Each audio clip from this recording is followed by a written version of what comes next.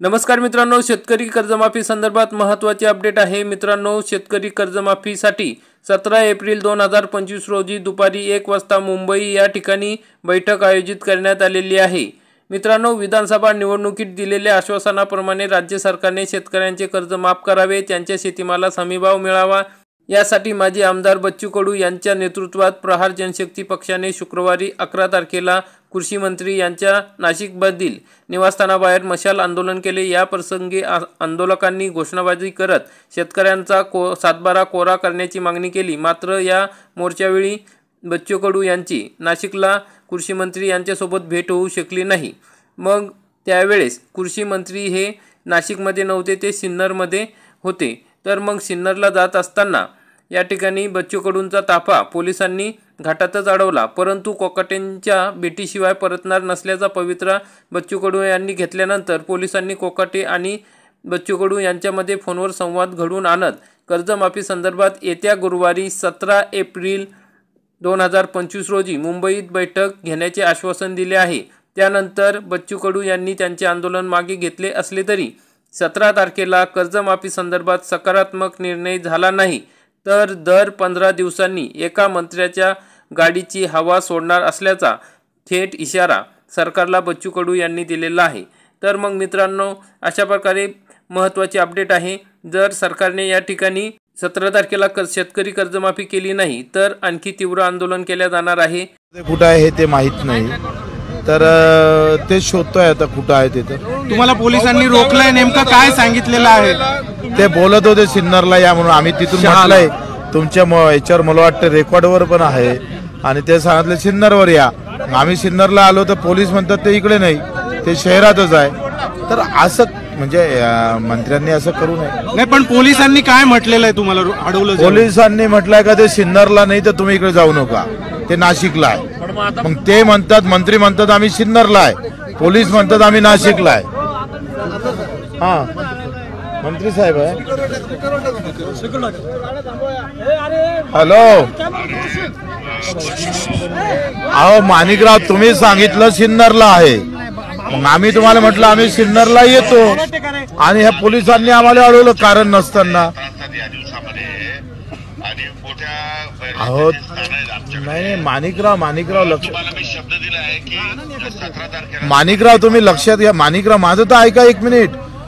तुम्ही काय सांगितलं तिथं, आम्ही तुमच्या घरासमोर बसलो, तुम्ही म्हणा सिन्नरला आहे, भैरवनाथाची यात्रा सुरू आहे। कोणतं गाव आहे ते? शहागावला। मग आम्ही म्हटलं चला, आम्ही सगळे निवडक कार्यकर्ते आलो, आपण तुम्ही म्हणा या भेटायला, आम्ही निघालो। आता हे पोलिस म्हणतात तुम्ही सिन्नरला नाही नाशिकला आहे। हे असं आमच्या सोबत असा मतदारसंघामध्ये वेगवेगळ्या गावांमध्ये मला जावं लागतंय, आणि मी माझ्याबरोबर काही बंदोबस्त काही नसतो, आणि मी एकटाच फिरतो। मला काय, मी तसा एकदम साधा माणूस आहे, त्याच्यामुळे पोलिसांना मी काय फार इन्फॉर्मेशन देतो आणि मग फिरतो, असं काही नाही। मला काही भीती वाटत नाही कोणाची, किंवा मी कोणाचं वाईट केलेलं नाहीये, त्यामुळे मी एकटा फिरतो जनमानसामध्ये। नाही, आता आम्ही प्रॉब्लेम आमचा घुमजाव झाला ना। 17 तारखेला मी तुम्हाला वेळ दिलेला आहे, तुम्ही या सगळेजण बरोबर, आणि तुमची जी काय भावना आहे ती माझ्याकडे बोला, मी सरकारसमोर मांडतो।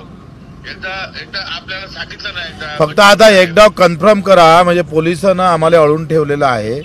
मला वाटलं 17 तारखेला दुपारी 1 वाजता तुम्हाला माझा सीओ तुम्हाला पत्र घेऊन भेटायला येईल, आणि त्यावेळेस तुमचे संघटनेचे पदाधिकारी आहेत त्यांना पण भेटायला येईल, आणि तुम्ही 17 तारखेला मुंबईला या। मुंबईला मी तुमच्याशी सविस्तर चर्चा करतो, आणि राज्य सरकारकडे भूमिका माझी मांडतो। ठीक आहे, पण तुम्ही सिन्नरला नाही आहे ना आता? नाही, मी सिन्नरलाच आहे, पण मी ग्रामीण भागामध्ये आहे।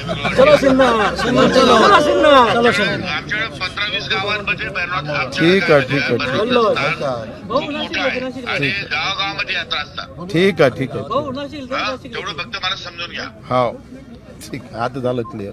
ते सिन्नरला आहे, फक्त आता शोध आम्ही का आता सिन्नरलाच काय म्हणते। तुम्ही असं का करताय? मंत्री महोदय खेड्यापाडे तो विषय नाही बरं का साहेब, क्लिअर झालं का तुम्हाला? आता क्लिअर झालं का तुमचं? आता सिन्नरला आहे, क्लिअर झालं का नाही?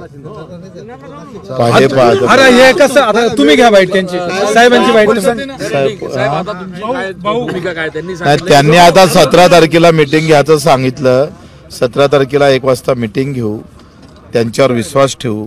ते कृषी मंत्री आहे, आमचं नेतृत्व त्यांनाच करावं लागणार आहे सरकारच्या दप्तरी. त्यांनी जर केलं नाही तर पुन्हा येऊ ना आम्ही. ते भैरवनाथाच्या दर्शनाला आम्ही त्यांच्या दर्शनाला येऊ.